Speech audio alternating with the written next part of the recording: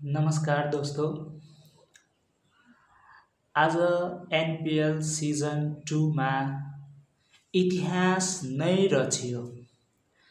आज NPL season 2 को सबभन्दा रमाइलो दिन यानी ब्याटिङको हिसाबले सबभन्दा रेकर्ड दिन जुन आज एनपीएल सिजन 2 मा चाहिँ रेकर्ड नै रेकर्ड बनेको छ।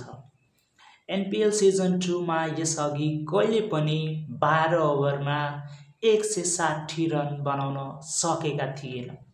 तर आज एनपीएल सिजन 2 मा मार्क वाटले 44 बलमा 114 रन प्रहार गर्दै लुम्बिनी लायन्सलाई धराशायी गरिदियो र कर्णाली याक्सलाई आफ्नो पहिलो जित सुनिश्चित गर्यो। आज भएको खेलमा पहिलो खेलमा हुन त आज दुईटा खेल हुन्छ। आज भएको पहिलो खेलमा लुम्बिनी लायन्स र कर्णाली याक्सको बीचमा प्रतिस्पर्धा भएको थियो, जसमा लुम्बिनी लायन्सले पहिलो ब्याटिङ गर्दै 157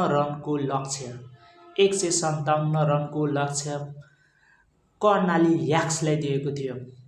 तर कर्णाली याक्सले जवाफी ब्याटिङ गर्दै प्रियाङ्क पाञ्चालको 12 रन र ओपनिङमा आएको मार्क वाट, स्कटल्यान्डका खेलाडी, जसले गेमलाई 10 ओभरमा नै फिनिस गरिदिएको र बाँकीको काम वशिष्ठले गर्यो।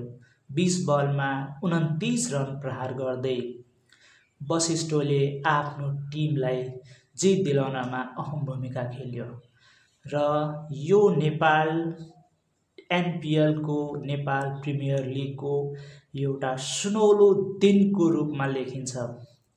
जब जब एनपीएल सिजनको नाम आउँछ तब मार्क वाटलको नाम पनि आउँछ, किन उले एनपीएलमा पहिलो शतक प्रहार गर्ने खेलाडी बनेका हुन्।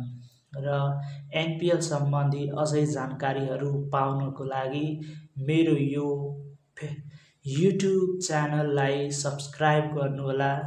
भिडियो मन परेमा कमेन्ट गर्नुहोला, लाइक गर्नुहोला, आफ्नो फिडब्याकहरू दिनुहोला। हस्त धन्यवाद। हामी भेट्नेछौँ अर्को भिडियोमा।